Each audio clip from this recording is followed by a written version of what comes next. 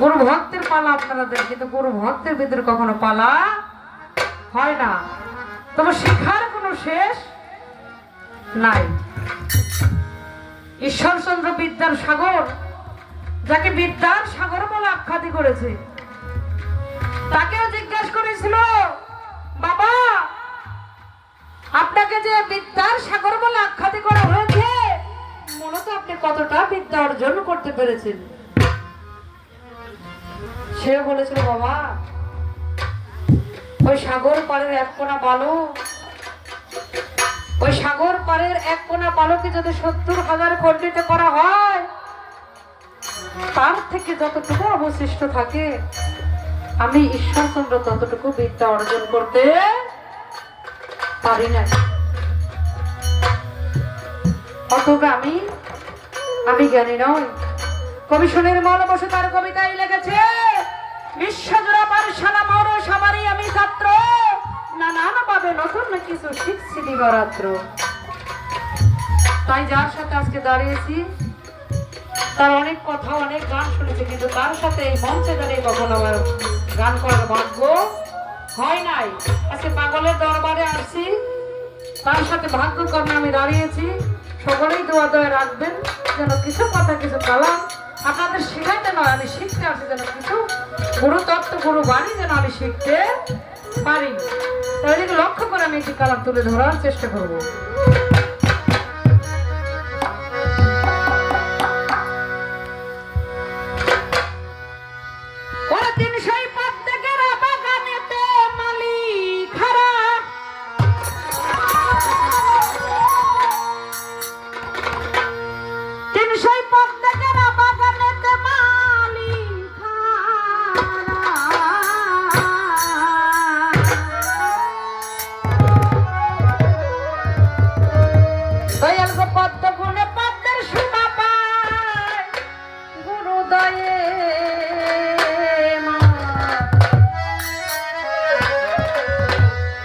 ভাবের কথা বোঝাও না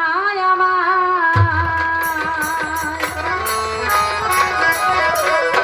ওরে জ্ঞানের কথা বোঝাও না আমার, গুরুদয়ে নয় ভাবের কথা বোঝাও না আমার।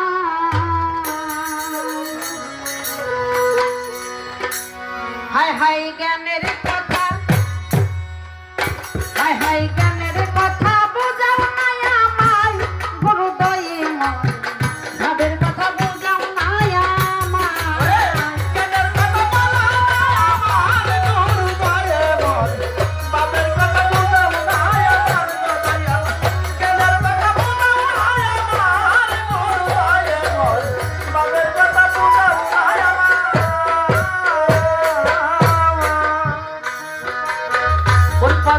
আছে খারাপ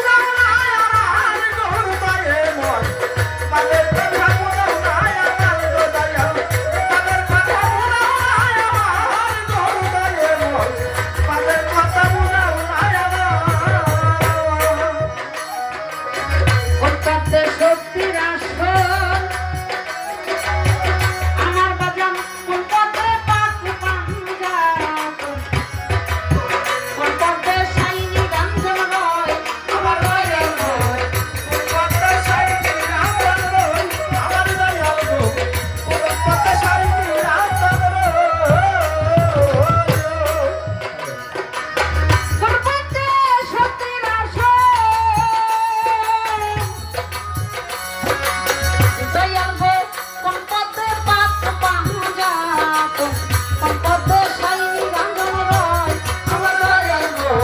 কোন পথে সাই রাঞ্জন রয় আমার দয়াল গো কোন পথে সাই রাঞ্জন রয় সতর শতম গুণে কোন মানুষের কি গুণ আছে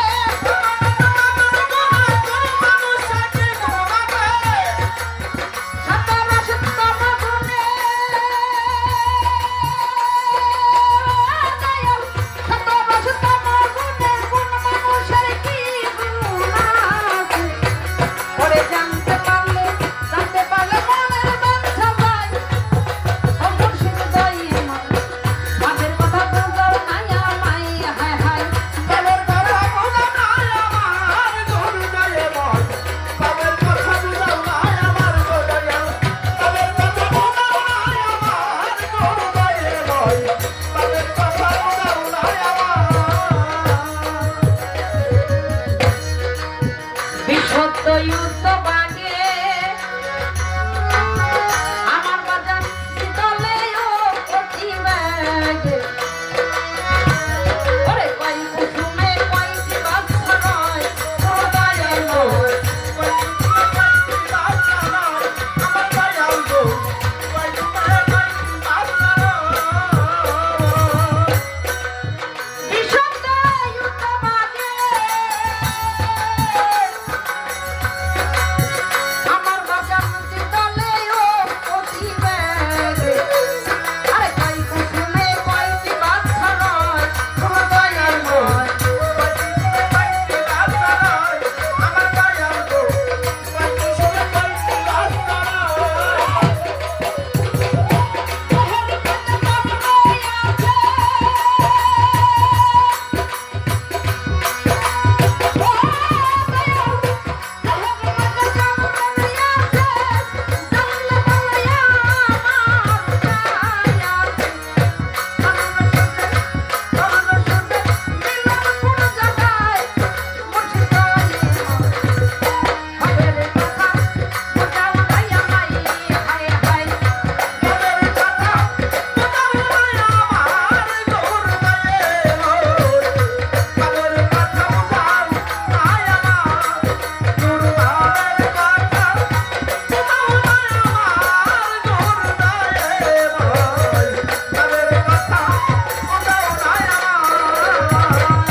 আসলে সাধক তার কালামে কি লিখেছে তিন সই প্রত্যেকের বাগানেতে মালিকেরা পদ্ম গুণে পদ্মের শোভা পায় মুর্শিদ দায়ময় আজকে ভাবের কথা বুঝাও নাই আমার যিনি আজকে আমার দয়া বাংলাদেশের সুনাম ধন্য গায়ক জনাব শরীয়ত সরকার জ্ঞানের ভান্ডার তার কাছে তত্ত্বের কোনো অভাব নাই সচর আসর শিল্পীর সাথে এইসব কালাম করলে দেখা যায় এখান থেকে কিছুই পাওয়া যায় না শাহ আলী কলমদারের একটি কথা বলেছে তিনি আল্লাহর নাম জপতে জপতে স্বয়ং আল্লাহ তার সাথে সাক্ষাৎ করেছে বলে তুমি কি চাও বলে কি পাক পাঞ্জাতনের অংশীদার মাওলা আলী করিমুল্লাহ তার যে শক্তি সেটা সে দাবি করে নাকি যেমন নিজের প্রেমে নিজেই বড় আর প্রেমে সহ্য না করতে পেরে ধরেছিলেন আকারে করিতে প্রেমের সোহাব্বত নিজ নূরে করলেন মুহাম্মদ তার নূর থেকে এই 18,000 মাখলুকাত এই 18,000 মাখলুকাতের ভিতরে যাহা কিছু আছে সৃষ্টির শ্রেষ্ঠ হলাম আমরা এই মানব করি নাকি চায়ের দোকানে বসে তত্ত্ব শোনা যায় তালিম শোনা যায় গান শোনা যায় কিন্তু এরকম সাধু সঙ্গ করা যায় না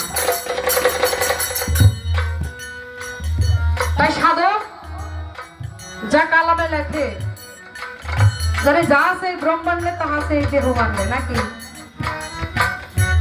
এই দেহটাকে যে ঘটি ঘটি দেখতে পারে তার মানব জন্মটাই নাকি ধন্য ধন্য হয়ে যায় তাই সর্বপ্রথম এই মানব দেহ থেকে এই পাক পাঞ্জাতনকে অনুসরণ করে আমি যে কালামটা তুলে ধরলাম এই কালামটার প্রত্যেকটা কলিতে কথা রয়েছে যেমন কথার মতো কথা হলো অল্প কথায় বোঝে কচুর মতো কচু হলো অল্প জালে এখান থেকে যদি কিছু কথা আমার দ্বারা তুলে ধরে আশা রাখি আজকে এই গুরু ভক্তের পালা থেকে অনেক গুরুবাণী গুরু তত্ত্ব আমরা আমার দয়ালের মুখ থেকে জানতে পারবো এবং বুঝতে পারবো।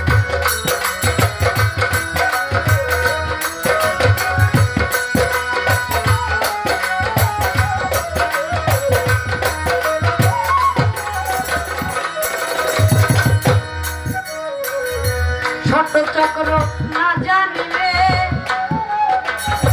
আমার বাজার পদ্মের ভাব কি নীলে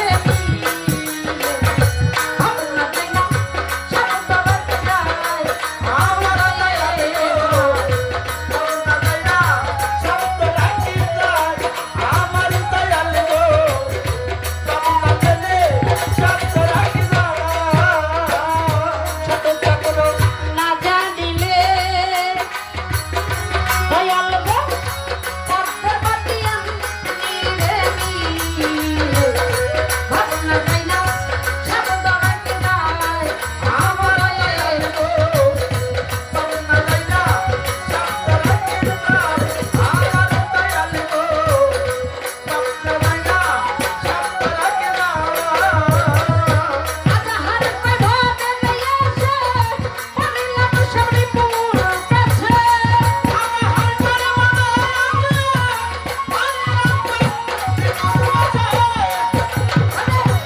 আধার পে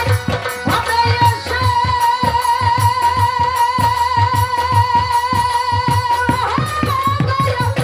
আধার পে ভাবে নিয়েছে